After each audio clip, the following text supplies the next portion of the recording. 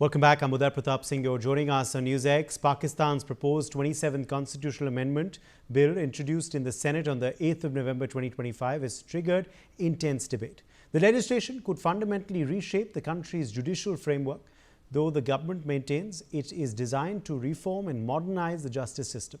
The amendment would reduce financial powers of provinces, strip the judiciary of its independence, and enhance the role and power of the Field Marshal. Its impact would be far-reaching and appears to be a short-term measure taken by an army-installed government to offset any challenges to its authority, especially from Imran Khan's Pakistan Tehreek-e-Insaf party. The act will also provide immunity to the Field Marshal from all legal and political challenges, implying no government possesses powers to remove him under any condition, a privilege no other appointment has. Service chiefs' tenures, which could be extended to 5 years, are now made a law. However, they would serve at the pleasure of the Field Marshal and not the government. Joining us at this point to discuss this story further is Senge Tsering, Gilgit-Baltistan activist. He's live with us from New York, United States of America. Thank you for being with us, Senge, on Newsx today. What do you make of this amendment that Pakistan has brought about?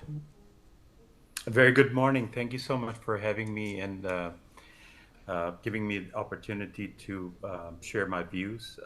I think Pakistan is going through upheavals. Pakistan is going through huge transformations. They're trying to improve their relationship with the United States. There are a lot of expectations that the international community carry vis-a-vis Pakistan's future role in the Middle East. Pakistan is an extremely important ally of the West when it comes to isolation of Iran. Iran's isolation is incomplete without Pakistan's genuine role in it. And it seems like in the future, the government, the civilian government, would want to make a lot of decisions. The military government would want to make a lot of decisions. We just saw that the Afghan-Pakistan deal just, fell apart, and no decision was written decision came out of it. So I think those are the decisions that will compel the future military civilian role. They need more coordination. So what they're trying to do is, both military and civilians, they're trying to reduce the role of the judiciary to impede any of their actions or their policies in the future. So I think that is what they're trying to do. They're trying to curtail the judicial supremacy, the sovereignty that the judiciary have, and give more powers to the military. In return, give more powers to the civilian leadership. And that is what they have done through the Article 243 in the Constitution, as well as some amendments they have done in the Article 175 and Article 47 that involves giving more supremacy to the executive over the judiciary. Absolutely. And, one wonders what the citizens there would think about this. Senge, this, practically elevates Asim Munir to, new heights that no general in Pakistan has enjoyed earlier.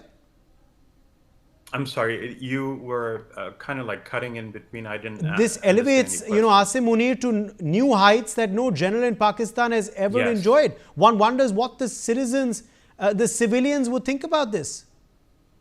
Well, there were some amendments that were going to be part of this 27th Amendment that were going to impact the citizens. And I think People's Party did not agree on that, especially pertaining to the NFC award, pertaining to the, I would say, election commission, for instance, how to choose the election commission, how to reinforce the magistrate system. But as far as the consolidation of power to the military is concerned, I think there used to be this chairman for the Joint Chief of Staff Committee. They have replaced that, and now they will have the chairman of the Defense Forces, who is going to be the Army Chief himself. He has been elevated to the Field Marshal, as we know. That is going to be lifetime now, as well as the Air Chief, Air Force Chief, as well as the Naval Chief. They will be elevated to the rank of the Marshal. So I think they're going to get this lifetime designation.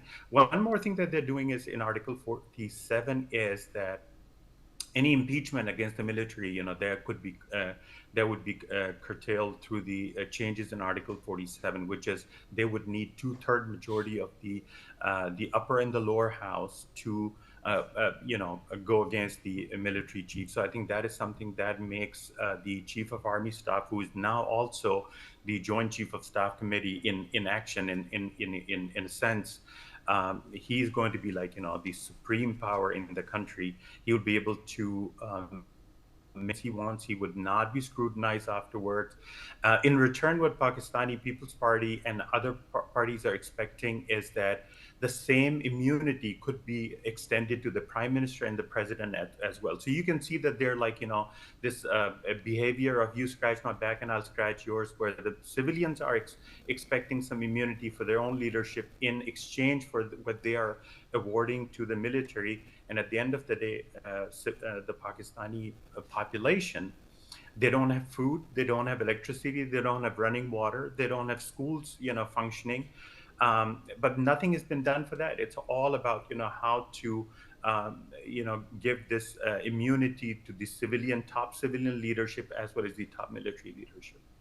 Okay, let me in fact ask you, this obviously, because it elevates, General Asim Munir into literally an unelected dictator in Pakistan and goes against every tenet of democracy. One wonders what the United States president would think of this. I believe that they are using this window of opportunity that have been, extended because of their relationship, newfound relationship with the president of the United States. I think there's a lot of leverage that Pakistani military has gotten in the past few months because of the nice words that the American president has said about the chief marshal. Asim Munir, as well as the United States, is very keen to extend a relationship with Pakistan. It seems like the Taliban relationship with Pakistan is deteriorating. That is creating more room for ISIS in the country, and that is really concerning for the United States government as well as the Defense Secretary. So I think this is something that Pakistan feels that the United States would be leaning on Pakistan. They will be depending on Pakistan for more security, protocols involving something that is about to happen in Gaza, something about to happen in Yemen, all these, extended arms of Iran that had Okay. flourished and worked in the past. There will be, Pakistani Okay. military will be used to contain those elements. So I think Pakistani military understands that this is the Okay. time where they can try to get away with, whatever they want in the country. Appreciate you joining us, Mr. Tsering, with your perspective on this story.